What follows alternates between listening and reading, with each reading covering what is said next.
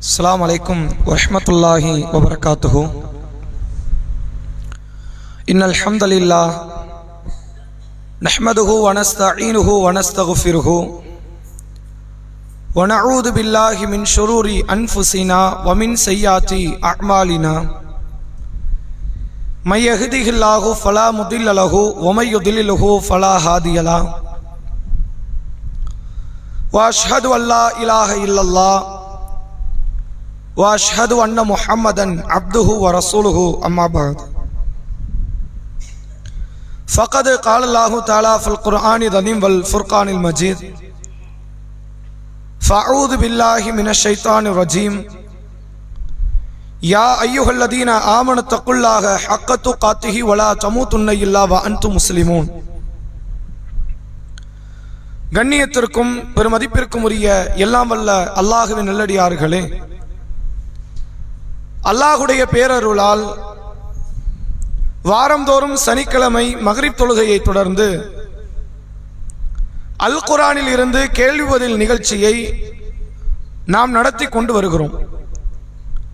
ஏராளமான வசனங்களுக்கு அந்த வசனங்களினுடைய கருத்துக்களையும் வார்த்தைகளையும் அறிந்து கொண்டு மார்க்கத்தினுடைய மிக அஸ்திவாரமான கல்வியான திருக்குர்ஆனை அறிந்து கொள்ளக்கூடிய இந்த சபையில் இந்த வாரத்தில் சூரா ஆல் இம்ரான் என்ற 3வது அத்தியாயத்தின் 141வது வசனத்தில் இருந்து 180வது வசனம் வரை கேட்கப்படும் என்பதை நாம் முன்பு உங்களுக்கு அறிவுறுத்தியிருந்தோம். இந்த நிகழ்ச்சியை பற்றி ஒரு தகவல் மட்டும் சொல்லிக்கிறோம். வரக்கூடிய வாரத்தில் இருந்து இந்த சனிக்கிழமை நிகழ்ச்சி மட்டும் நடைபெறாது அப்படிங்கிறத நம்ம சொல்றோம். அதற்கான காரணம் இளைஞர்களுக்கான தர்பியாவை வாரம் வாரம் அதை வளமைப்படுத்தி இளைஞர்களுக்கு மத்தியில் மார்க்கத்தை கொண்டு போய் சேர்க்க வேண்டும் அப்படிங்கிறதுனால இந்த சனிக்கிழமை நிகழ்ச்சி மட்டும் நடைபெறாது. வரக்கூடிய வாரத்தில் இருந்து வெள்ளிக்கிழமை வளமையாக நடைபெறக்கூடிய பயான் நிகழ்ச்சி நடைபெறும். ஞாயிற்றுக்கிழமை வளமையாக நடைபெறக்கூடிய கேள்விபதி நிகழ்ச்சி நடைபெறும். அதை நம்ம எப்படி அமைக்கலாம் அப்படின்னா, ஒரு வாரம் கேள்விபதி நிகழ்ச்சியும் ஒரு வாரம் கேள்வி எங்கே பதில் எங்கே என்கிற நிகழ்ச்சியும் மாற்றி மாற்றி வைக்கலாம் என்று ஒரு முடிவு செய்திருக்கிறோம். ஒரு 2.5 வருஷமா நம்ம இந்த பயானம் 3 நாள் பயானம் எத்தனை வருஷம் பண்றோம்? 2.5 வருஷ காலமும் பண்ணிக்கிட்டு இருக்கிறோம். அப்போ அதில் ஒரு முன்னேற்றங்கள் கிளை பள்ளியில இருந்துச்சுன்னா தான் அதை இன்னும் அதிகப்படுத்துவதற்கு பயனுள்ளதாக இருக்கும்.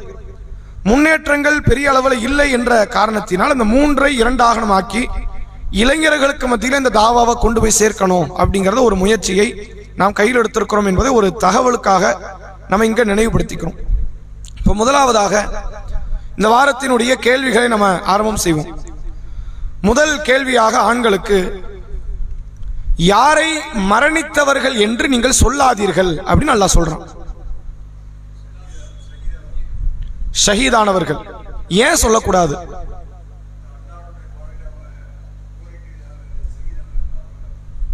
அல்லாஹ்வுடைய பாதையில போரிட்டு எதாயிட்டாங்க, ஷஹீத் ஆயிட்டாங்கன்னா மௌத் ஆயிட்டாங்க.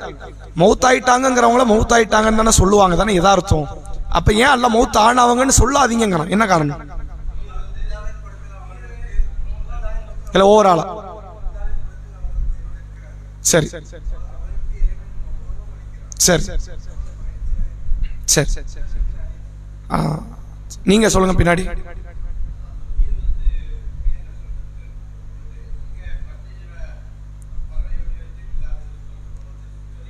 சரி, அதாவது திருமறை குர்ஆனில் அல்லாஹ்வுடைய பாதையில் கொல்லப்பட்ட அடியார்களை பற்றி அல்லாஹ் திருக்குர்ஆனில் ஒரு அற்புதமான வார்த்தைகள் வாயிலாக நமக்கு சொல்லித் தருகிறான். அல்லாஹ் சொல்லுகிறான், லா தக்கூலு லிமன் யுக்தலு ஃபீ சபீலில்லாஹ். அல்லாஹ்வுடைய பாதையில் மரணித்தவர்களை நீங்கள் என்ன சொல்லிவிடாதீர்கள்? மௌத்தானவர்கள் என்று நீங்கள் சொல்லிவிடாதீர்கள். மாறாக அவர்கள் அல்லாஹ்விடத்தில் உணவளிக்கப்படுகிறார்கள் அப்படின்னு அல்லாஹ் ஒரு வார்த்தையை சொல்கிறான். இதே கருத்தில் திருமறை குர்ஆனில் சூரா பக்ராவிலும் ஒரு வசனத்தில் அல்லாஹ் பேசுகிறான். அல்லாஹ்வுடைய பாதையில் மரணித்தவர்களை நீங்கள் உயிரோடு இருக்கிறார் மௌத்தானவர்கள் என்று நீங்கள் சொல்லாதீங்க. அல்லாஹ்வுடைய பாதையில் கொல்லப்பட்டவர்களை மௌத்தானவர்கள் என்று சொல்லாதீர்கள். மாறாக அவர்கள் அல்லாஹ்விடத்தில் உயிரோடு இருக்கிறார்கள், நீங்கள் அறிந்து கொள்ள மாட்டீர்கள் அப்படிங்கிற 2 பிரதானமான வசனம்.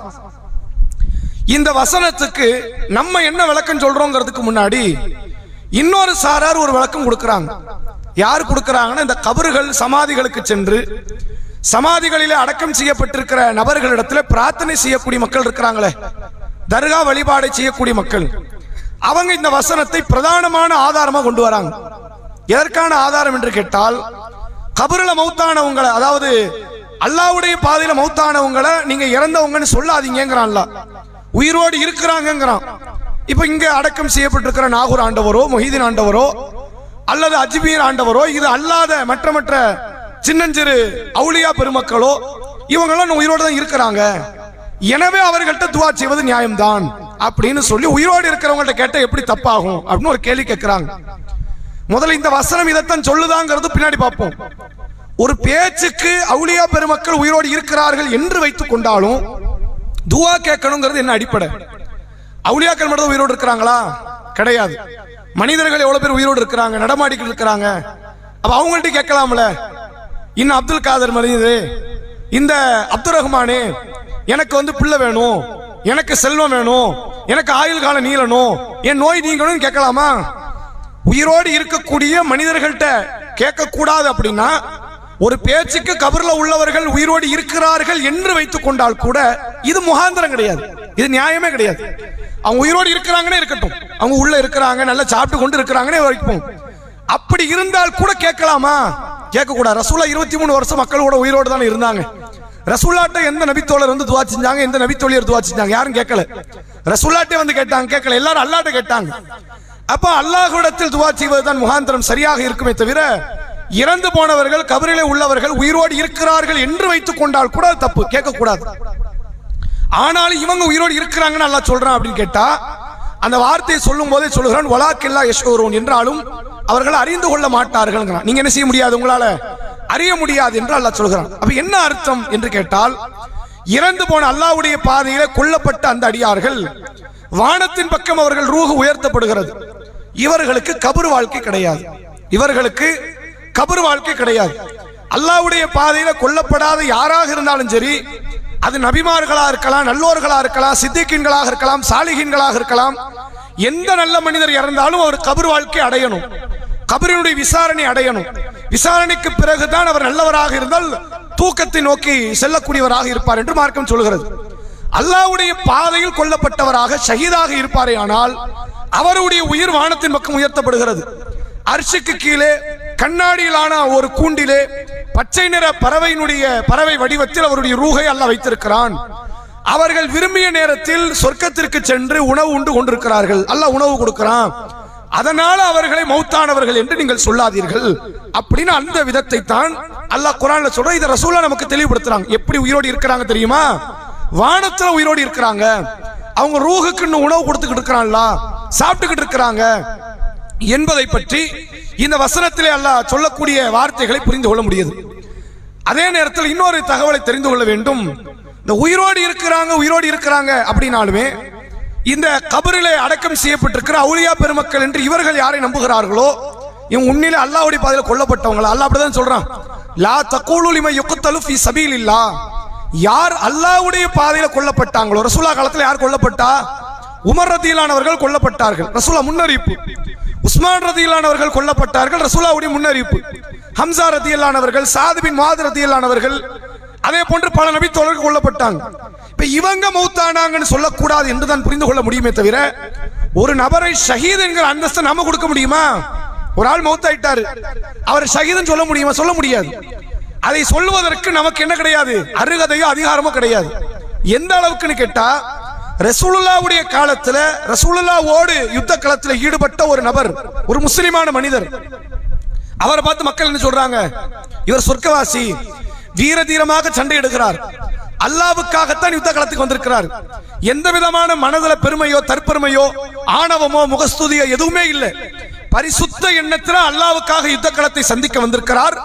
வீரதீரமாக எதிரிகளுக்கு மத்தியில் நின்று சண்டையிடுகிறார். சஹாபாக்கள் சொல்றாங்க இவர் சொர்க்கவாசி. ரசூல் என்ன சொன்னாங்க? இவர் நரகவாசி. ஏன் நரகவாசி? பின்னாடி அவர் தற்கொலை செய்து கொண்டு மரணித்து விட்டார் என்பதை கொஞ்ச நேரத்தில், பல வருடங்கள் நடக்கல, சில நிமிடங்களில் அவர் தற்கொலை செய்து கொண்டு மரணித்து விடுகிறார், வழி தாங்க முடியாத காரணத்தினால். அப்ப யார் ஒருவர் ஷஹீத் என்றும் யார் ஒருவர் நரகவாசி என்ற முடிவை யார் தான் எடுக்கணும்? அல்லாஹ் எடுக்கணும். அல்லாஹ் எடுத்த முடிவை அல்லாஹ் நபிக்கு சொல்லி நபி நம்மகிட்ட சொல்லணும். இது இல்லாமல் ஒருவர் உண்மையிலேயே யுத்த களத்தில் கொல்லப்பட்டா கூட ஷஹீத் என்று நாம சொல்ல முடியாது. நமக்கு என்ன கிடையாது, அருகதை கிடையாது. அப்ப எந்த அடிப்படையில் நாகூர் ஆண்டவரை, முஹீதீன் ஆண்டவரை, இன்ன பிற இவர்கள் யாரை கடவுள் என்று அந்தஸ்தில் வைத்து வணங்குகிறார்களோ, அழைக்கிறார்களோ, இவர்கள் அல்லாஹ்வுடைய பாதையில் கொல்லப்பட்டவர்கள் என்று எப்படி முடிவெடுக்க முடியும்? முடிவெடுக்க முடியாது. எனவே கொல்லப்பட்ட யார் ஒருவர் மரணித்தால் மரணித்தவர்கள் மரணித்தவர்கள் தான். அல்லாஹ் சொல்கிறான், இன்னக்கலா துஸ்மிஉல் மௌத்தா, நபியே மௌத்தானவர்களை உங்களால் செவியேற்க வைக்க முடியாதுங்கிறான். மௌத்தானதுதான். நீங்க பேசுறது உங்க காதுல விழ போறது இல்லை, அவர்கள் சொல்லுவது உங்க காதுல விழ போறது கிடையாது. ரெண்டு பேருக்கு மத்தியில பர்ஸகுன் இலா யௌமி யுபாஸுன், திருப்பி எழுப்பப்படுகிற நாள் வரை ஒரு திரை இருக்கிறது என்று அல்லாஹ் சொல்கிறான். எனவே இறந்து போனவர்கள் தான். அல்லாஹ்வுடைய பாதையில கொல்லப்பட்டவர்கள் மட்டும் என்ன சொல்லக்கூடாதுங்கிறான்ல, மௌத்தாயிட்டாங்கன்னு சொல்லாதீங்க. வேற ஒரு இடத்துல அல்லாஹ்வுடைய அதிகாரத்திற்கு கீழே, அல்லாஹ்வுடைய ஆளுமைக்கு கீழே மற்றொரு இடத்தில் அவர்கள் உயிரோடு இருக்கிறார்கள், உணவளிக்கப்படுகிறார்கள் என்பதை அல்லாஹ் இந்த வசனத்தின் வாயிலாக சொல்லுவதை நம்மால் புரிந்து கொள்ள முடிகிறது. அடுத்த கேள்வி பெண்களுக்கு. அல்லாஹ்வுடைய பாதையிலே கொல்லப்பட்ட மக்களின் எதிர்பார்ப்புகள், ஆசைகள் என்னவாக இருக்கும்? அல்லாஹ்வுடைய பாதையிலே கொல்லப்பட்ட மக்களினுடைய எதிர்பார்ப்புகள், ஆசைகள் என்னவாக இருக்கும்?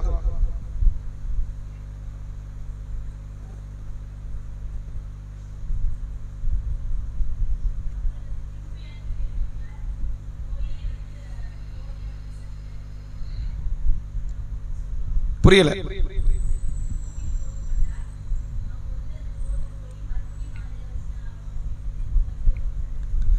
நீங்க சொன்னது இருக்குது, ஹதீஸ்ல இருக்குது. குர்ஆன் ஆயத்துல நீங்க உங்களை படிக்க சொன்ன ஆயத்துல வரக்கூடிய செய்தி என்ன? நீங்க சொன்னதை மறுக்கல, அப்படி இருக்குது, ஹதீஸ்ல இருக்கு. குர்ஆன் ஆயத்துல என்ன வருது? கொஞ்சம் சத்தமா. வேற ஏதாவது ஆண்கள்ல? புரியல.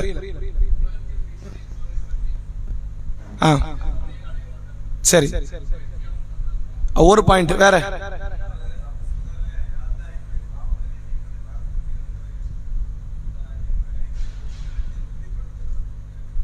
இல்ல, அப்படி இந்த வசனங்கள்ல வரல. வேற ஏதாவது? சரி, சூரா ஆல் இம்ரானுடைய 169வது வசனம் அல்லாஹ் சொல்கிறான், லா தஹ்ஸபன்னல்லதீன குத்திலூ ஃபீ ஸபீலில்லாஹ், அல்லாஹ்வுடைய பாதையில் கொல்லப்பட்டவர்களை நீங்கள் எண்ணாதீர்கள் அம்பாத்தன், மௌத்தானவர்கள் என்று நீங்கள் எண்ணாதீர்கள். பல் அஹ்யாவுன், மாறாக அவர்கள் உயிரோடு இருக்கிறார்கள். இந்த ரப்பிஹிம், கூடுதல் வார்த்தை எவ்வளவு அழகா பயன்படுத்தலாம் பாருங்க. இந்த உயிரோடு இருக்கிறாங்கிறத வச்சுதான் தர்கா வழிபாட்டுக்கு ஒரு பெரிய ஆதாரம் காட்டுவாங்க. அல்லாஹ் சொல்றேன் என்கிட்ட உயிரோடு இருக்கிறாங்க அப்படின்னு கருத்து வச்சா ஈசா அலைஹிஸ்ஸலாம் உயிரோடு தான் இருக்கிறாங்க. அல்ல யார்ட்ட உயிரோடு இருக்கிறாங்க? அல்லாஹ்ட்ட. அப்ப ஈசா அலைஹிஸ்ஸலாம் துஆ செய்ய சரின்னு வந்துரும்ல. அப்ப கிறிஸ்துவ மார்க்கம் ஹக்குன்னு வந்துரும். எவ்வளவு பெரிய பாரதூரமான விளைவு பாருங்க. அப்ப அல்லாஹ்விடத்தில் உயிரோடு இருக்கிறார்கள், இங்க இல்ல. இங்கேயும் அவர்களுக்கும் எந்த விதமான தொடர்பு கிடையாது. அல்லாஹ் சொல்லுகிறான், யுர்ஸகு, அவர்கள் உணவளிக்கப்படுகிறார்கள். தொடர்ச்சியாக அல்லாஹ் சொல்லுகிறான், அல்லாஹ் அவர்களுக்கு வழங்கி இருக்கக்கூடிய அருளை எண்ணி அவர்கள் மகிழ்ந்து கொள்வார்கள். என்னெல்லாம் அல்லாஹ் நமக்கு பாக்கியம் கொடுத்தான், நம்ம என்ன மறுமையை பார்ப்பதற்கு முன்பாக சொர்க்கம் நுழைவதற்கான வாய்ப்பு அல்லாஹ் கொடுத்தான், இதையெல்லாம் நினைத்து அவர்கள் சந்தோஷப்படுவார்கள். அது மட்டும் இல்லாமல் தங்களோடு சேராமல் இருக்கிற அடுத்து ஷஹீதாகி வரக்கூடிய தலைமுறைகளை நினைத்து அவர்கள் மகிழ்ச்சி அடைந்து இருப்பார்கள். இன்னும் அடுத்து எவ்வளவு பேர் வர இருக்கிறாங்க. ஷஹீதுகளுக்கு முற்றுப்புள்ளி கிடையாது. ஷஹீதுகளுக்கு என்ன கிடையாது? ரசூலுல்லாஹ் மௌத்துக்கு அப்புறம் ஷஹீதே கிடையாதுன்னா கிடையாது. யாருனாலும் அல்லாஹ்வுடைய பாதையில் கொல்லப்படலாம், அந்த அந்தஸ்தை அடையலாம். கியாமத் நாள் வரைக்கும் அந்த ஷஹீது நடக்கும். இன்னும் சொல்ல போனா தஜ்ஜால் கையால் ஒருவர் ஷஹீதாக்கப்படுவார் அப்படின்னு மார்க்கம் சொல்லுது. இறுதி காலத்தில் ஒரு யுத்த காலம் நடக்கும். அந்த யுத்த களம் முஸ்லிம்களுக்கு எதிராக, முஸ்லிம்கள் யூதர்களுக்கு எதிராக நடைபெறக்கூடிய யுத்த களமாக இருக்கும். அதில் முஸ்லிம்கள் கொல்லப்படுவார்கள். ஒரு பெரும் கொண்ட ஒரு போர் படையை அல்லாஹ் அனுப்புவான். அவர்கள் 3 வகைகளாக திரும்புவார்கள். ஒரு கூட்டம் வெற்றி பெறும், ஒரு கூட்டம் அல்லாஹ்வுடைய பாதையில் கொல்லப்படும், ஒரு கூட்டம் புறமுதுகிட்டு ஓடி வந்து விடும் என்று அல்லாஹ்வுடைய ரசூல் சொன்னாங்க. அப்ப ஷஹீதுங்கிற ரசூலா காலத்தோட முடியல, கியாமத் நாள் வரைக்கும் அது நடந்து கொண்டேதான் இருக்கும். அப்ப அவர்கள் என்ன நினைப்பாங்க, ஒரு ஷஹீத் ஆயிட்டாங்க அப்படின்னா அடுத்து இன்னமும் ஷஹீதாகி நம்மோடு வரக்கூடிய அந்த சக நண்பர்கள், தோழர்கள் இந்த இஸ்லாமிய உம்மத்தை நினைத்து அவர்கள் மகிழ்ச்சியில இருப்பார்கள், கவலையற்ற எந்த ஒரு பயமற்ற வாழ்க்கையில இருப்பார்கள் என்று அல்லாஹ் சொல்றான். அது மட்டும் இல்லாமல் யார் அல்லாஹ்வுடைய பாதையில கொல்லப்பட்டு அதனுடைய நற்பேரை அவர்கள் அடைகிறார்களோ, அல்லாஹ்வுடைய அருளை பெறுகிறார்களோ, அல்லாஹ்வுடைய கூலியை பெறக்கூடிய இடத்தில் இருக்கிறார்களோ, அல்லாஹ் அந்த கூலியை எந்த ஒரு நேரத்திலும் வீணாக்க மாட்டான் என்பதிலும் அவர்கள் மகிழ்ச்சி அடைந்திருக்கிறார்கள். நம்ம கூலியை நம்ம சேவ் பண்ணிட்டோம், நம்ம ஒரு சிறந்த வாழ்க்கையை நோக்கி போயிட்டோம், நம்ம வெற்றி அடைஞ்சிட்டோங்கிற அந்த நிம்மதி பெருமூச்சு அவர்கள் அடைவார்கள் அப்படின்னு அல்லாஹ் சொல்றான். இது ரசூலுல்லாஹ்வுடைய காலத்தில் ஒரு சம்பவத்தை நீங்க பார்க்கலாம். ஒரு 70 நபித்தோழர்கள் குர்ஆனை முழுமையாக கற்றுக்கொண்ட அஸ்ஹாபுல் குர்ரா என்று அழைக்கப்படக்கூடிய குர்ஆன் வாசிகள் 70 இளைஞர்கள், அவர்களை ஒரு கூட்டம் அழைத்து சென்று நயவஞ்சகத்தனம் செய்து அந்த 70 பேரை கொன்னுறாங்க. அதுல முதல்ல யாரை கொல்றாங்க அப்படின்னா ஹரம் பின் மில்ஹான் என்று அழைக்கப்படுகிற அனஸ் இப்னு மாலிக் ரலியல்லாஹு அவர்களுடைய தாய் மாமா அவர் கொல்லப்படுகிறார். அவர் உடல்ல குத்தி சூழ, அதாவது ஈட்டியால் குத்தி உடல் ரத்தம் பீரிட்டு ஓடுகிற நேரத்தில் அவர் சொன்ன வார்த்தை என்ன?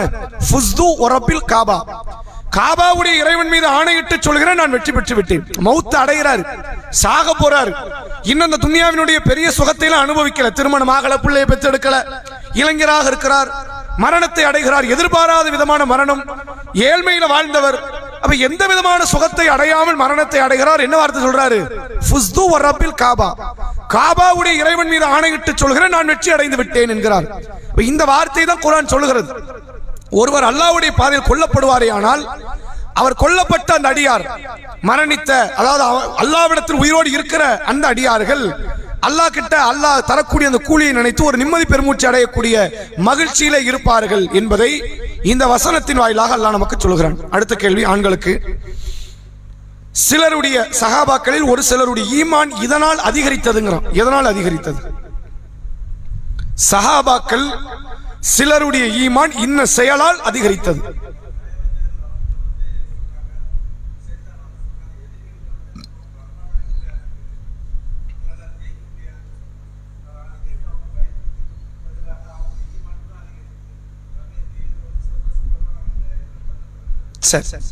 சரியான ஒரு பதில்.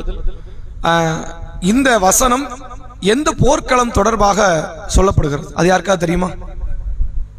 ஓதப்போர், பெண்கள் இருந்து அந்த வார்த்தையே நமக்கு சொல்லிரும், இது இந்த யுத்த களம் தான். பத்ர் போர் வேற.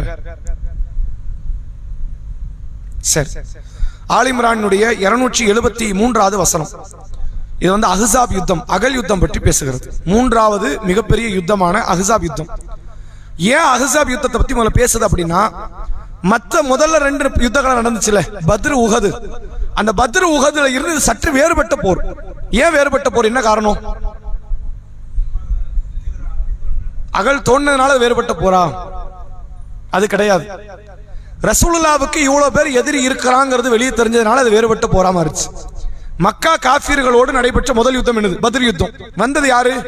மக்கால உள்ள Abu Jahl, Abu Lahab, Utbah, Shaybah, Umayyah, Walid ibn Walid என்ற ரசூலுல்லாஹ் 53 வருஷம் யாரு கூட வாழ்ந்தாங்களோ அந்த முக்கியஸ்தர்கள் தான் படையை தட்டிட்டு வராங்க. எல்லாம் சொந்த பந்தத்தோட சண்டை நடக்குது. 2வது உஹது யுத்தம் நடக்குது. யாரு கூட நடக்குது? அந்த மக்கா காஃபிர்களை எஞ்சி போன மக்கள் ஒண்ணு திரண்டு வராங்க அபூ சுஃபியானுடைய தலைமையில. அப்ப 2வது நடந்தது யாரு கூட தான்? அதே சொந்த பந்தங்களோடு நடக்கிறது. இந்த 3வது நடக்கிற யுத்தம் அகல் யுத்தம்.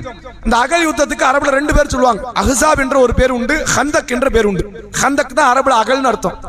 அஹ்ஸாப்னா கூட்டுப்படையினர்கள் அர்த்தம். எல்லாம் ஒண்ணு கூட்டிட்டாங்க. இந்த இஸ்லாத்தை எதிர்க்கணும் மட்டும் மொத்த பேரும் ஒரு கரம் ஒண்ணு சேருவாங்க. இது எல்லா காலத்திலும் நீங்க பார்க்கலாம். யூதர்களுக்கு கிறிஸ்தவர்களை பிடிக்காது, கிறிஸ்தவர்களுக்கு யூதரை பிடிக்காது. பைபிளை கொண்டு யூதம் பக்கத்தில் கொண்டு போனா எச்சகாரி துப்புவோம். இப்போ வரைக்கும் இருக்குது அந்த நடைமுறை. இப்போ வரைக்கும் சிலுவையை தலைகளை வச்சு வணங்குவோம் யூதன். சிலுவையை நேரா வச்சு வணங்குறது கிறிஸ்தவர்கள். அதை தலைகளாக வைத்து வணங்கக்கூடிய ஒரு கலாச்சாரம் இன்ன வரைக்கும் யார்ட்ட இருக்குது? யூதர்கள்ட்ட பார்க்க முடியுது. யூதனுக்கு கிறிஸ்தவனுக்கு ஆகாது, கிறிஸ்தவனுக்கும் இந்துக்களுக்கு ஆகாது, இந்துக்களுக்கு புத்தர்களுக்கு ஆகாது. ஒருத்தனுடைய கொள்கை இன்னொருத்தனுடைய கொள்கையும் பெரிய பெரிய வேறுபாடுகள் உண்டு. இந்த மார்க்கத்துக்குள்ள போனீங்கன்னா இதுக்குள்ள 1008 பிளவா இருப்பான். ஏன் ஜாதி வேற, ஓன் ஜாதி வேற, ஓன் குலதெய்வம் வேற, ஏன் குலதெய்வம் வேற. அந்த குலதெய்வத்துக்குள்ள போன நீங்களே அதுல நீ மேல் ஜாதி நான் கீழ் ஜாதின்னு பிரிப்பான். அப்படி எவ்வளவோ பிளவுகள் இருக்கும். இவ்வளவு பிளவும் எதுல ஒண்ணு சேருவாங்க தெரியுமா? இஸ்லாத்தை அழிக்கணும்னு ஒண்ணு சேர்ந்துருவாங்க. இது இந்த காலத்துல மட்டும் இல்ல, ரசூலுல்லாஹ் காலம் தொட்டு இது நடக்குது. யூதர்கள் அவர்கள் வேறு மார்க்கத்தை சார்ந்தவர்கள், கிறிஸ்தவர்கள் வேறு மார்க்கத்தை சார்ந்தவர்கள். இது அல்லாமல் பனு குரைலா என்ற கூட்டம், பனு முஸ்தலிக் என்ற கூட்டம், ஹைபர்ல உள்ள கிறிஸ்தவர்கள், இது மாதிரி நிறைய பேர் இருக்கிறாங்க. இவங்க எல்லாருமே ஒண்ணு சேர்ந்த இடங்க அஹ்ஸாப் யுத்தம். நேற்றுக்கு வரைக்கும் மக்கா காஃபிர்கள் மட்டும் தான் ஒன்னா இருந்தான். இப்ப என்ன ஆயிடுச்சு? எல்லாரும் ஒண்ணு சேர்ந்தாச்சு. யாரை அழிக்கணும்? முகம்மதையும் அவருடைய மார்க்கத்தையும் அவர் மார்க்கத்தை ஏற்றுக்கொண்ட மக்களையும் அழிச்சிடணும். விடவே கூடாது.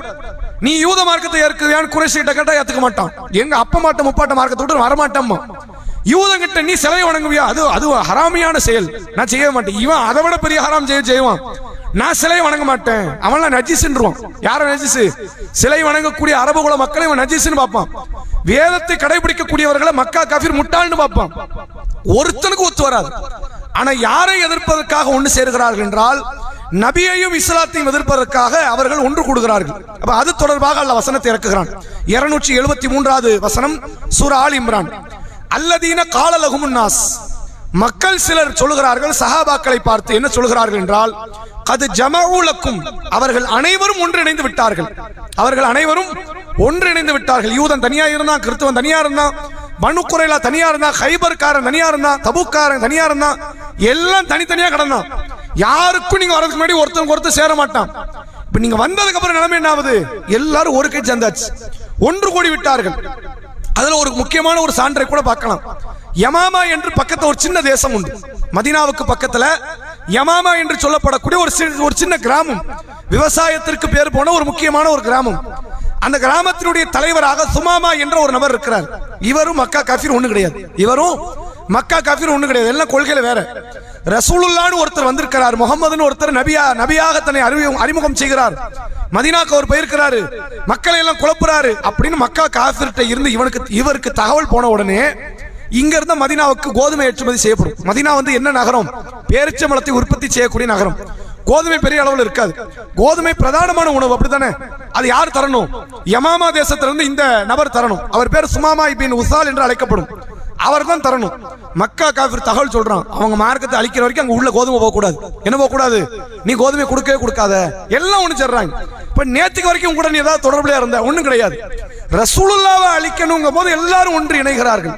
அப்ப அல்லாஹ் சொல்லுகிறான், அப்போது சில மக்கள் நபியிடத்தில் சஹாபாக்களிடத்தில் வந்து சொல்கிறார்கள், கது ஜமஉ லக்கும், அவர்கள் அனைவரும் பேரும் உங்களுக்கு எதிராக ஒன்றிணைந்து விட்டார்கள், ஃபக்ஷௌஹும், அவர்களுக்கு நீங்கள் பயந்து கொள்ளுங்கள். எல்லாம் ஒண்ணு சேர்ந்துட்டாங்க. இனிமே ஒண்ணுமே பண்ண முடியாது. மார்க்க வேண்டாம்னு சமாதான கொடி ஏத்திட்டு பழைய மார்க்கத்துக்கு போயிருங்க, விட்டுருவாங்க. யூதனா மாறிடுவான், கிறிஸ்தவனா மாறிடுவான், மக்கா காஃபிரா மாறிடுவான். யாருக்கு மத்தியில் இங்க பிளவுகள் வராது. நீங்க அல்லான்னு போய் யாரு கூட சேர்ந்து இருக்கலாம். மறுபடியும் மக்காவில் சேர்ந்து நீங்கள் வாழலாம். நீங்கள் அவர்களுக்கு பயந்து கொள்ளுங்கள், பழைய மார்க்கத்துக்கு திரும்புங்கன்னு சொல்லி கூப்பிடுறாங்க. அப்படி கூப்பிடும் போது அல்லாஹ் சொல்கிறான், ஃபஸாதஹும் ஈமானா, சஹாபாக்களுடைய ஈமான் அதிகமாவதுங்கிறான். இப்ப இருக்கிற ஈமான் குறையணும்ல. என்னடா இது, இவருடைய மார்க்கத்தை ஏத்துக்கிட்டோம், யுத்த களமே இல்லாம நிம்மதியா வாழலாம், கருப்ப வெள்ள வேறுபாடு இல்லைன்னாரு, மொழி வேறுபாடு இல்ல, இன வேறுபாடு இல்லைன்னாரு, எந்த விதமான வேறுபாடு இல்லாம நிம்மதியா வாழலாம்னு நினைச்சு உள்ள வந்தா இப்ப கதை என்ன? ஆளையே கொண்டு போடுவாங்க போலுக்கு. அந்த மார்க்கத்தை ஏத்துக்கிட்டு நல்லதா போச்சு, பேசாம பயந்துட்டு நம்ம என்ன பண்ணிடுவோம்? பின்வாங்கிறோம், புறமுதுகிட்டு ஓடிடுவோம். ஓடுனா விட்டுருவாங்க. நான் மார்க்கத்தை கடைபிடிக்க மாட்டேன்பா, என்ன விட்டுருன்னா விட்டுருவாங்க. விட்டுருவோன்னு சொல்லணுமா இல்லையா? அல்லாஹ் சொல்கிறான், ஃபஸாதஹும் ஈமானா, அவர்கள் ஈமான் அதிகரித்தது மட்டுமில்லாமல் ஒரு வார்த்தையை அந்த மக்கள் சொல்கிறார்கள், சஹாபாக்கள். இந்த வார்த்தை யார் சொன்னதுன்னா, முழு சமூகமும் சேர்ந்து இப்ராஹிம் நபியை புறக்கணிக்கும் போது, இப்ராஹிம் நபியை நெருப்பு குண்டத்தில் தூக்கி எறியும் போது இப்ராஹிம் அலைஹிஸ்ஸலாம் சொன்ன அந்த வார்த்தையை தான் இந்த சமூக மக்கள் சொல்கிறார்கள். இப்ராஹிம் அலைஹிஸ்ஸலாம் தூக்கி நெருப்புல போடுறாங்க. மொத்த பேரும் ஒன்று சேர்ந்துட்டாங்க. நெருப்புல போட்டது யார்? முக்கியமான ஒருத்தர், ஆசர் என்று அழைக்கப்படக்கூடிய இப்ராஹிம் அலைஹிஸ்ஸலாமுடைய வாப்பாவும் நிக்கிறார். போடு, பையனா இருந்தாலும் சாவட்டும், விடக்கூடாது, இவனால தான் ஊர்ல எத்தனை பேர் கட்டுக்கிட்டு இருக்கிறான் அப்படின்னு சொல்லி தன்னுடைய மகனை கொள்வதற்காக திட்டமிட்டு நெருப்பு குண்டத்தை வளர்த்து தூக்கி போடுறாங்க. இப்ப யாருமே இல்லை இப்ராஹிம் நபியை காப்பாத்து. ஹாஜர் அலைஹிஸ்ஸலாம், சாரா அலைஹிஸ்ஸலாம் கூட கிடையாது. அப்ப அவருக்கு திருமணம் ஆகல. அவர் யாரு? யங்ஸ்டரா இருக்கிறார். பிள்ளை இஸ்மாயில் வந்து காப்பாத்துவார், இஸ்ஹாக் வந்து யாரும் கிடையாது. அப்போதைக்கு இருந்தது ஒரே ஒரு ஆளு தான். அதனால தான் அல்லாஹ் சொல்றான், இன்ன இப்ராஹிம கான உம்மத்தன் காணித்தான். இப்ராஹிம் தனி நபர், ஒரு சமூகத்துக்கு நிகராக இருந்தார். ஒரே ஆளு முழு உலகத்தில் வேற யாருமே ஏகத்துவவாதிகள் இல்லை என்ற சூழ்நிலை. அப்ப லூத் நபியும் கிடையாது. லூத் நபி இப்ராஹிம் நபி காலத்துல வந்தவர் தான். அப்ப வேற சமுதாயத்தில் லூத் நபியும் கிடையாது. முழு உலகத்தில் ஒரே ஏகத்துவாதி. இதை எப்படி புரிந்து கொள்ள முடியுதுன்னா, இப்ராஹிம் நபி சாரா அலைஹிஸ்ஸலாமை திருமணம் முடிக்கிறாங்க. ஒரு மன்னரை சந்திக்கிறாங்க. அந்த மன்னர் என்னன்னா, அழகாக இருக்கக்கூடிய பெண்களை அபகரிக்கக்கூடிய கெட்டெண்ணம் முடித்த ஒருத்தர். அப்ப அவங்கிட்ட நான் உன்னை தகச்சின்னு சொல்லிடுறேன், சகோதரின்னு சொல்லிடுறேன் அப்படிங்கிறாங்க. அப்போ ஒரு வார்த்தை சொல்லுவாங்க, உலகத்துல இந்த ஏகத்துவத்தை கடைபிடிக்கிறது என்னையும் உன்னை விட்ட வேற ஆள் இல்லை. யாருமே கிடையாது முழு உலகத்துல. அதனால நாம இப்போ சர்வேல் ஆகணும், பாதுகாக்கப்படணும். அதனால என்ன செய், நான் உன்னை தங்கச்சி என்று சொல்லி விடுகிறேன் என்று சொல்கிறார். அப்ப சாரா அலைஹிஸ்ஸலாம் திருமணம் முடிக்கிற வரைக்கும் முழு உலகத்தில் யாரதான் ஏகத்துவாதி? ஒரே ஒரு முஸ்லிம்னா யாரு? இப்ராஹிம் அலைஹிஸ்ஸலாம். தன்னை காப்பாற்ற யாருமே இல்லை என்ற சூழ்நிலையில இப்ராஹிம் நபி நினைச்சிருந்தா உன் கொள்கை நான் ஏத்துக்கிறேன்னு நினைச்சு உள்ள போயிருக்கலாம். போனா அவங்க தங்க தட்டுல வச்சு தூக்கி இருப்பாங்க, சிகப்பு கம்பளத்தை விரிச்சிருப்பாங்க, மிகப்பெரிய மகத்துவத்தை கொடுத்திருப்பாங்க. ஆனால் இப்ராஹிம் அலைஹிஸ்ஸலாம் நெருப்பு குண்டத்தில் விழ தயாராகி உள்ள போறாரு, விழுகிறார். ஹஸ்புனல்லாஹு வ நிஅமல் வக்கீல், அல்லாஹ் எனக்கு போதும், அவன் அழகிய பொறுப்புதாரி, அல்லாஹ் தான் காப்பாத்துவானே. நீ எல்லாம் சேர்ந்து காப்பாத்த நினைச்சு அவன் அழிக்க நினைச்சு அவன் தான் ஜெயிப்பான். நீங்க எல்லாரும் சேர்ந்து என்ன அழிக்க நினைச்சு காப்பாத்த அவன் நினைச்சு அவன் தான் ஜெயிப்பான். அவனுக்கு என்ன கிடையாது? தோல்வி கிடையாது. தோல்வியே இல்லாத ஒருத்தன் எனக்கு இருக்கிறான், அவன் எனக்கு போதும் என்று இப்ராஹிம் அலைஹிஸ்ஸலாம் எப்படி ஈமானி உறுதியோடு தான் இதுவரை பார்க்காத இறைவன். அல்லாஹ் யாராவது பார்த்திருக்காங்களா? இப்ராஹிம் நபியாவது பார்த்திருக்காங்களா? பார்க்கல. பார்க்காத ஒரு இறைவன் இதான் ஈமான்ங்கிறது. பார்த்து வரதுக்கு வரை ஈமான் இல்லை. பார்க்காத ஒரு இறைவனுக்காக வேண்டி நெருப்புல விழக்கூட தயார்னு போனாங்க பாத்தீங்களா? அந்த இப்ராஹிம் அலைஹிஸ்ஸலாமுடைய அந்த ஈமானை உறுதிக்குரிய அந்த வார்த்தையை தான் சஹாபாக்கள் அந்த அகல் யுத்த நேரத்தில் எல்லா மக்களும் ஒன்று சேர்ந்தாங்க. நேற்றைக்கு வரைக்கும் நண்பன் மாதிரி இருந்தவன், நேற்றைக்கு வரைக்கும் நம்ம உங்களுக்கு சப்போர்ட் பண்ணுவோம்னு ஒப்பந்தம் கொடுத்தவன், பனு குறைலா ஒப்பந்தம் கொடுத்தவர்கள். ரசூலுல்லாஹ் மதீனாவுக்கு வந்த உடனே பக்கத்துல இருந்த பனு குறைலா என்ற கிராம மக்கள் என்ன பண்ணாங்க? முகமது, நாங்க உங்க கூட சப்போர்ட்டுக்கு இருக்கிறோம், நாங்க உங்க கூட தான் இருக்கிறோம்னு சொன்னவர்கள் இந்த யுத்த காலத்தை நிக்கிறோம் எதிரில். எவ்வளவு ஆத்திரம் வரும், எவ்வளவு கடுமையான ஒரு கவலை ஏற்படும். அதையெல்லாம் பார்த்த பிறகு சஹாபாக்கள் சொல்கிறார், துரோகத்தை அனுபவித்தவர்கள் சஹாபாக்கள். அதை விடலாம் ஒரு பச்சை துரோகம் வேற எதுவுமே இருக்காது, அப்படிப்பட்ட துரோகம். அந்த துரோகத்தை பார்த்த சஹாபாக்கள் சொன்னார்கள், ஹஸ்புனல்லாஹ் வ நிஅமல் வக்கீல், அல்லாஹ் எங்களுக்கு போதும், அவன் எங்களுக்கு அழகிய பொறுப்புதாரி. மிகப்பெரிய பாடத்தை அல்லாஹ் அந்த வசனத்தில் சொல்லித்தரான். பிரம்மாண்டமான கருத்துடைய வசனம். இது எதை காட்டுது தெரியுமா? உலகமே உங்களை கை கழுவி விடும் ஒரு நேரம். உங்கள் உறவுக்காரர்கள், உங்களை பெற்றவர்கள், நீங்கள் திருமணம் முடித்தவர்கள் அல்லது உங்கள் பிள்ளைகள் எப்படினாலும் நடக்கலாம். நீங்கள் அரவணைத்த உங்கள் நட்பு வட்டாரங்கள், அண்டை விட்டார்கள், எல்லா பேரும் கை கழுவி விட்டுருவான். நீ வேண்டாம் அப்படின்னு விட்டுருவாங்க. எவன் விட்டாலும் அல்லாஹ் என் கூட இருக்கிறாங்கிற நம்பிக்கை வருது. இது எல்லா இடத்துலயும் வரணும். யுத்த காலத்துல வர நம்பிக்கை மட்டும் இல்ல, நெருப்பு குண்டத்தில் வர வேண்டிய நம்பிக்கை மட்டும் இல்ல. உங்களை இந்த சமுதாயம் கைவிடுகிற நேரத்தில் எல்லாம் நீங்கள் சொல்ல வேண்டிய வார்த்தை ஹஸ்புனல்லாஹ் வ நிஅமல் வக்கீல், அல்லாஹ் எனக்கு போதும், அவன் எனக்கு அழகிய பொறுப்புதாரி. உன்னை கவனிக்கிற அல்லாஹ் உனக்கு உணவளிக்கிற அல்லாஹ் எனக்கு உணவளிப்பான். இவ்வளவு காலம் என்ன வாழ வச்சவனுக்கு இன்னும் கொஞ்ச காலத்தை வாழ வைக்க முடியாது. அவனால வாழ வைக்க முடியுமா? இல்லையா? கண்டிப்பா முடியும். அந்த நம்பிக்கைக்குரிய வார்த்தையை நீங்கள் மக்கள் கைவிடுகிற நேரத்தில் எல்லாம் சொல்லணும். அப்படி மார்க்கம் காட்டுகிறது. சஹாபாக்களுடைய அந்த ஈமானிய உறுதி இருக்குது. இனிமேல் இன்னும் இப்படி ஒரு சமுதாயம் வராது. யுத்த களத்தில் இவ்வளவு பெரிய துரோக செயலை சஹாபாக்கள் பார்த்த பிறகும் ரசூலுல்லாஹ்வுடைய மார்க்கத்தை ஏற்றதை நிம்மதிக்காக, அங்க நிம்மதிக்கு கேள்விக்குறியாக்கப்படுகிறது. அதை பார்த்த பிறகும் கூட ஈமான் அதிகரித்து இந்த வார்த்தையை சொல்கிறார்கள் என்றால் ஈமானுக்கு முன்னுதாரணமாக ஒரு முன்னோடியாக திகழ்ந்தவர்கள் சஹாபா பெருமக்கள் என்பதை இந்த வசனத்தின் வாயிலாக நம்மால் புரிந்து கொள்ள முடிகிறது. அடுத்த கேள்வி, அதாவது ஷைத்தான் சிலரை இவ்வாறு அச்சுறுத்துகிறான் எப்படின்னு அல்லாஹ் குர்ஆன்ல சொல்றான். எப்படி அச்சுறுத்துகிறான் ஷைத்தான்?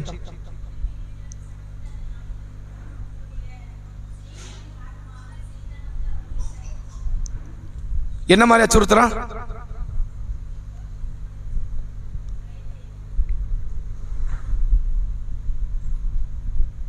ஆண்கள்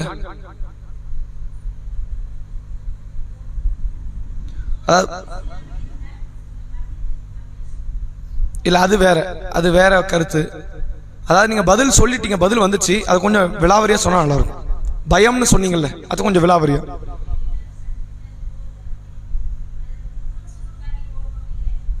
இல்ல, அந்த இதெல்லாம் தனியா கேள்வி இருக்கு. ஷைத்தான் அவர்களை அச்சுறுத்தியது எதை கொண்டு? நேசர்களை அச்சுறுத்தினான். எதனால, எப்படி அச்சுறுத்தினான்?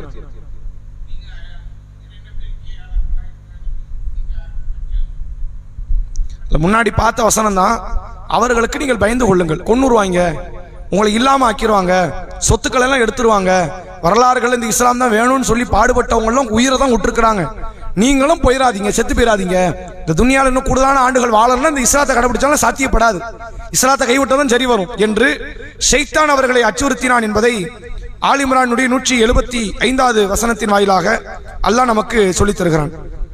அடுத்த கேள்வி, ஆண்களுக்கான கேள்வி. அதாவது அல்லாஹ் இவர்களில் இருந்து இவர்களை பிரித்து காட்டாமல் அப்படின்னு ஒரு சாராரிலிருந்து இன்னொரு சாராரை பற்றி பேசுகிறான். யாரிலிருந்து யாரை பிரித்து காட்டாமல். ஆண்களுக்கு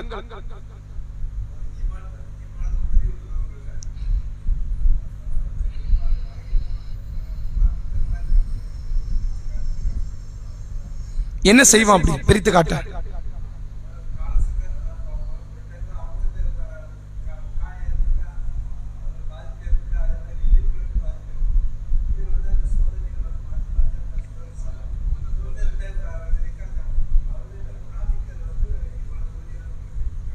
சரி, அதாவது அல்லாஹ் இரண்டு சாரார்களை ஈமான் கொண்டவர்களை எடுக்கிறான். ஈமான் கொண்டவர்கள் ஒரு சாரார் தானே, அதுல ரெண்டு கோஷ்டி இருக்குதுங்கிறான். ஒருவர் யார் என்றால் அல்லாஹ்வுக்காக எதையும் சமாளிப்போம், எப்படிப்பட்ட காரியத்தையும் வென்றெடுப்போம் அப்படிங்கிற மன உறுதி கொண்ட சஹாபா பெருமக்கள். அதே சஹாபாக்களுக்குள்ள நயவஞ்சகத்தன வேடமிட்டு சிலரும் இருந்தார்கள். இவங்களுடைய நோக்கம் என்னன்னா, சில நயவஞ்சகர்கள் இஸ்லாத்தை அழிக்க நினைச்சாங்க. சில நயவஞ்சகர்கள் எப்படின்னா, நபி கூட இருந்தா ஏதாவது காசு பணம் கொடுப்பாங்க, ஜக்காத்து கொடுப்பாங்க, ஃபித்ரா கொடுப்பாங்க, எதையாவது கொடுப்பாங்க, வாங்கி சாப்பிட்டுக்குவோம். யுத்த காலம்னா எங்களை கூப்பிட்டாதீங்க, நாங்க வந்ததை எதுக்காண்டி உங்க கூட, நீங்க வந்தீங்கன்னா எங்களை கண்ணியமா நடத்துவீங்க, எங்களை எல்லாரும் கூட சேர்த்து வச்சு சமமா பாப்பீங்க, தொலை சொன்னா நோன்பு வைக்க சொன்னா சரிங்களாம், யுத்த காலத்துக்கு வாங்க ஆயுதம் ஏந்தி நில்லுங்கன்னா அது எப்படி சரியாகும் அப்படின்னு சொல்லி நயவஞ்சகத்தனத்தோடு வாழ்ந்த சில மக்களும் அந்த முஸ்லிம் கூட்டத்திற்குள் இருந்தார்கள். அவங்க அப்படி ஒரு கூட்டம் இருந்தாங்கிறது எப்ப தெரியும்னா, ரசூலுல்லாஹ்க்கு அந்த ஒரு காலப்போக்கிலே தெரியும். அந்த ரசூலுல்லாஹ்வுடைய மௌத்துக்கு அப்புறம் அந்த கூட்டம் அப்படியே முர்த்ததா இஸ்லாத்தை விட்டு வெளியே போறாங்க.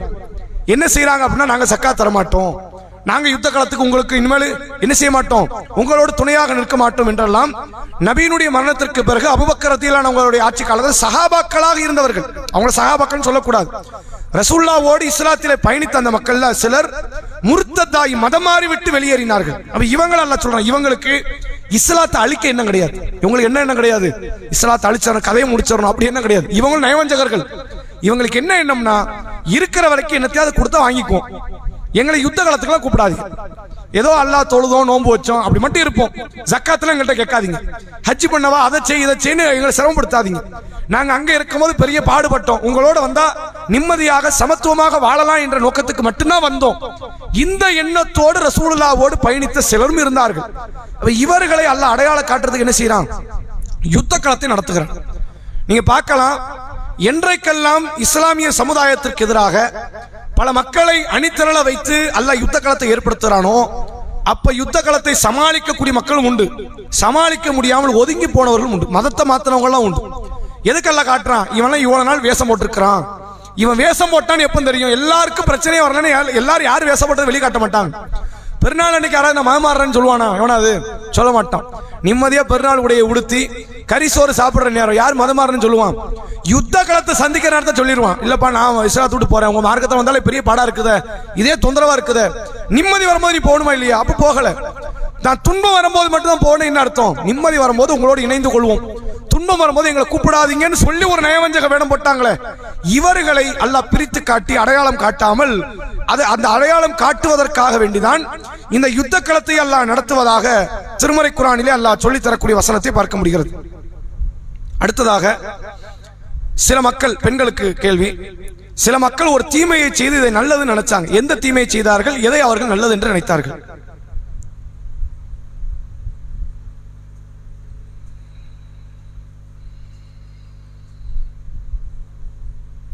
சில தீமைகளை செய்து மக்கள் அதை நல்லது என்று நினைத்தார்கள். எந்த தீமைகளை செய்தார்கள், எவ்வாறு அதை நினைத்தார்கள்? ஆண்கள் சரி சரி, எதனால அதான் நல்லது நினைச்சாங்க?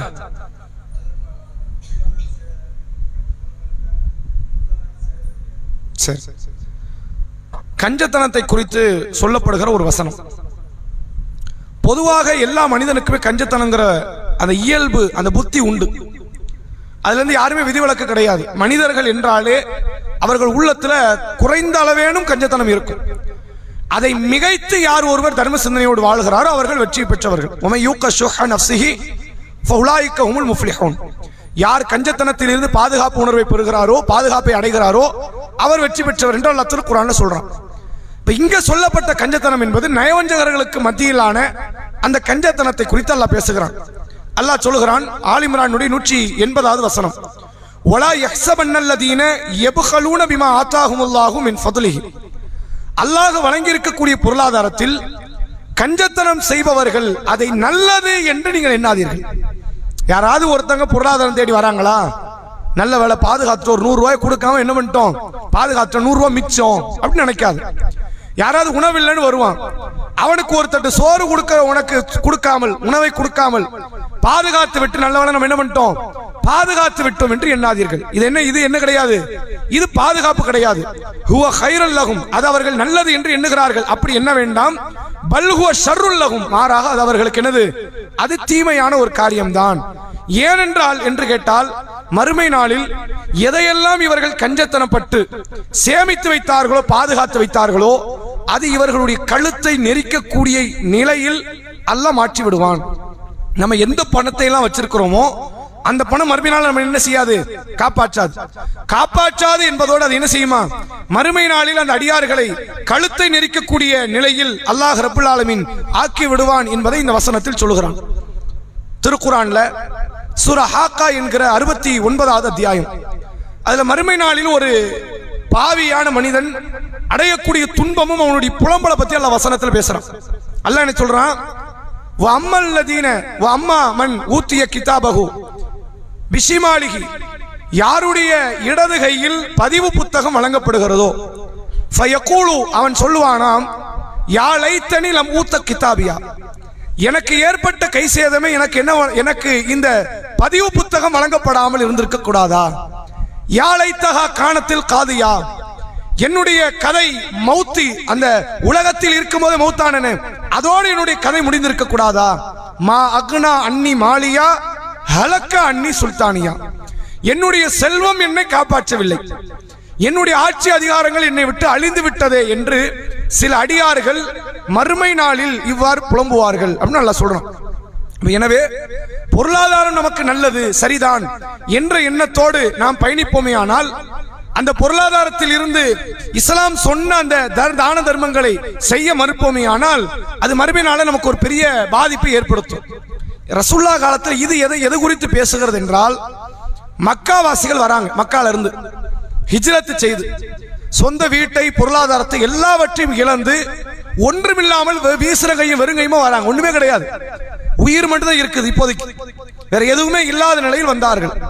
அப்ப ரசூலுல்லாஹ் என்ன பண்ணாங்க, உள்ள வந்த உடனே இஸ்லாமிய சமுதாயத்திற்கு மத்தியில் ஒரு சகோதர உறவை ஏற்படுத்துகிறார்கள். நீங்க அவங்களை எப்படி பார்க்க கூடாது, முஹாஜிர்களை அந்நிய உறவு மாதிரி பார்க்க கூடாது.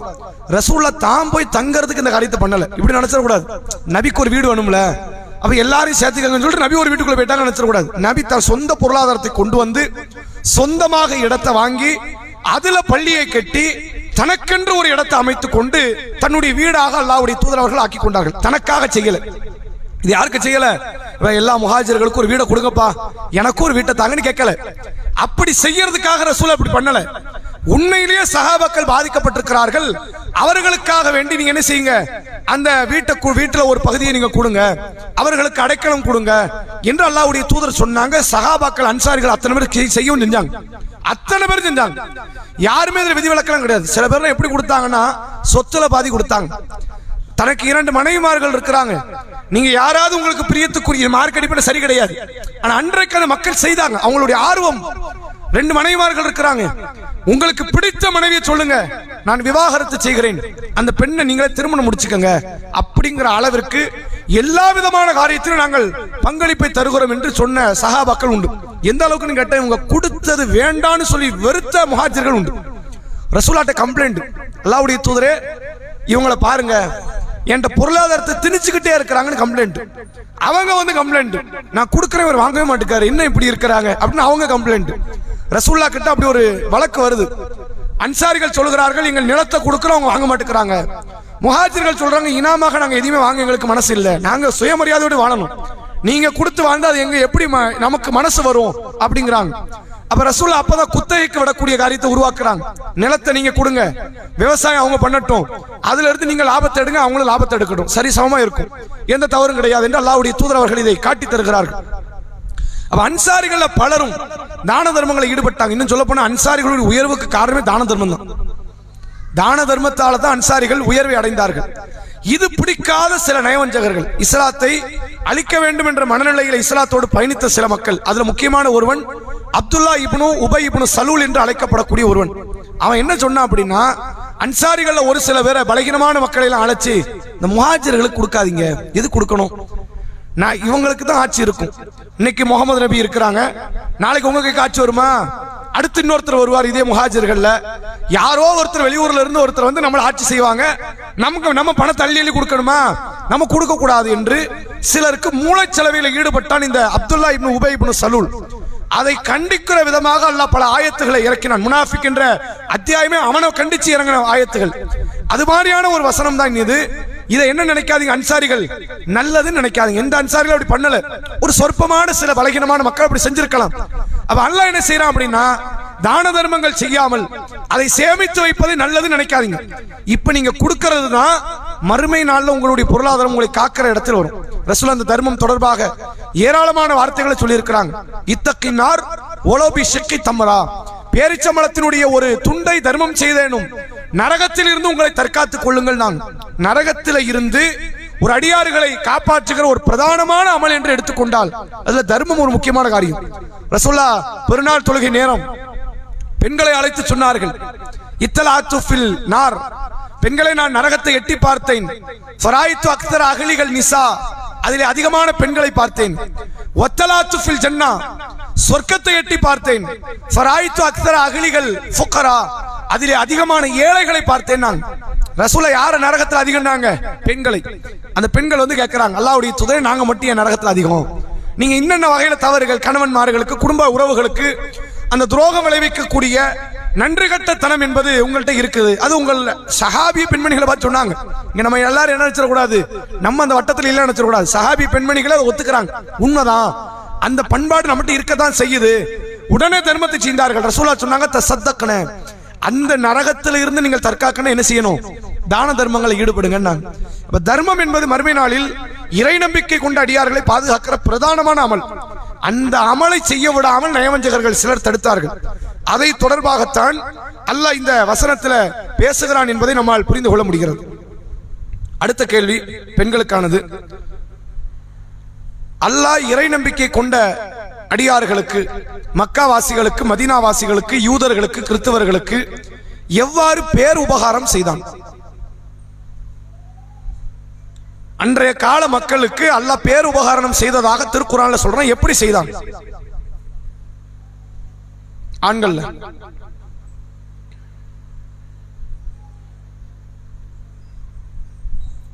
இன்னும் அடியார்களுக்கு அல்லாஹ் ஒரு பெரிய பாக்கியத்தை, பேர் உபகாரணத்தை அல்லாஹ் செய்தான். குறிப்பா சஹாபாக்களை பற்றி பேசுகிறது. யாரு என்ன பேர் உபகாரணம்? ஆல் இம்ரானுடைய 164வது வசனம், லக்கது மன்னல்லாஹு அலல் முஃமினீன இது பஅஸ ஃபீஹிம் ரசூலும் மின் அன்ஃபுஸிஹிம் யத்லு அலைஹிம் ஆயாத்திஹி வ யுஸக்கீஹிம் வ யுஅல்லிமுஹுமுல் கிதாப வல் ஹிக்மா வ இன் கானூ ஃபீ மின் கப்லு லஃபீ தலாலிம் முபீன். அல்லாஹ் சொல்கிறான், உங்களில் இருந்தே உங்களுக்கு ஒரு தூதரை அனுப்பியதின் மூலம் அல்லாஹ் உங்களுக்கு பேர் உபகாரம் செய்தான். அல்லாஹ்வுடைய 99 பேர்ல ஒரு பேர் மன்னான்.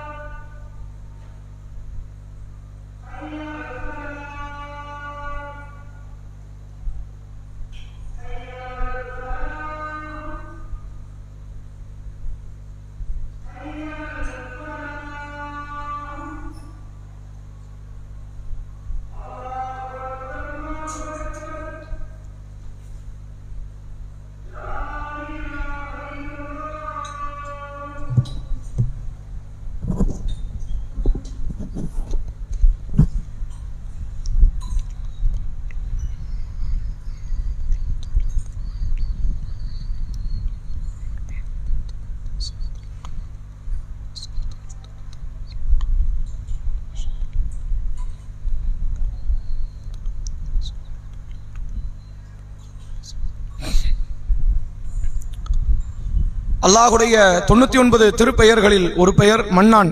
அந்த மன்னான் என்ற வார்த்தையிலிருந்து வந்ததுதான் மன்னங்கிற வார்த்தை. அல்லாஹ் சொல்கிறான், லக்கது மன்னல்லாஹு, அல்லாஹ் உங்களுக்கு பேர் உபகாரணம் செய்தான். அல்லாஹ் பேர் உபகாரணம் செய்யக்கூடியவன். என்னென்னு பேர் உபகாரணம் செய்தான் என்று கேட்டால், இறை தூதரை அந்த அறியாமை கால மக்களுக்கு அல்லாஹ் அனுப்புகிறான். அது எப்படி பேர் உபகாரணம் ஆகும் அப்படின்னா அல்லாஹ் தொடர்ச்சியாக சொல்கிறான், இதற்கு முன்னால் நீங்கள் தெளிவான வழிகாட்டில் இருந்தீங்க, இப்ப நேர்வழிக்கு வந்திருக்கீங்க, இது பேர் உபகாரணமா இல்லையா? சஃபா ஹுஃபரத்தி மினன்னார், நரக விளிம்புல இருந்தீங்க, இப்ப எங்க யாரு நீங்க? சொர்க்கவாசிகள், அல்லாஹ்வுடைய அருளை பெற்றவர்கள். இது பேர் உபகாரணமா இல்லையா? யார் மூலமா நடந்துச்சு? அல்லாஹ் இந்த தூதரை அனுப்புவதன் மூலமாக நடத்தினான் என்பதை அல்லாஹ் இந்த வசனத்தின் வாயிலாக சொல்கிறான். இறைவன் தந்த உண்மையிலேயே மகத்தான ஒரு பேர் உபகாரணம் அது ரசூலுல்லாஹ் தான். அல்லாஹ் அப்படித்தான் சொல்றான், ஒமா அர்சல்நாக்க இல்லா ரஹ்மத்தல் லில் ஆலமீன், நபியே அகிலத்தார் அனைவருக்குமே உங்களை ஒரு அருள் கொடையாகவே அன்றி நாம் அனுப்பவில்லை. ரசூலுல்லாஹ் மிகப்பெரிய ரஹ்மத், கண்ணை விட பெரிய ரஹ்மத். நம்ம கண் இருக்குல்ல, அதை விட பெரிய ரஹ்மத். நம்முடைய உடல் உறுப்புகள் பலகீனமற்றதாக இருக்கிறது, அதை விட பெரிய ரஹ்மத். உங்களுக்கு தாய் தந்தை உயிரோடு இருக்கிறார்கள் அல்லது உங்களை அரவணைத்திருக்கிறார்கள், அதை விட பெரிய ரஹ்மத், மிக மென்மைக்குரிய ரஹ்மத். அந்த ரஹ்மத்தினால தான் அல்லாஹ்வுடைய ரசூல் அவர்கள் சொல்லுகிறார்கள், வல்லதி நஃப்ஸி பியதிஹி, என் உயிர் எவன் கைவசம் இருக்கிறதோ அவன் மீது ஆணையாக, அதாவது ரசூலா சொன்னாங்க, லா யுக்மினு அஹதுக்கும் ஹத்தா அகுனா ஹப்ப இலைஹி மின் வாலிதிஹி வ வலதிஹி வன்னாஸ் அஜ்மாயின்.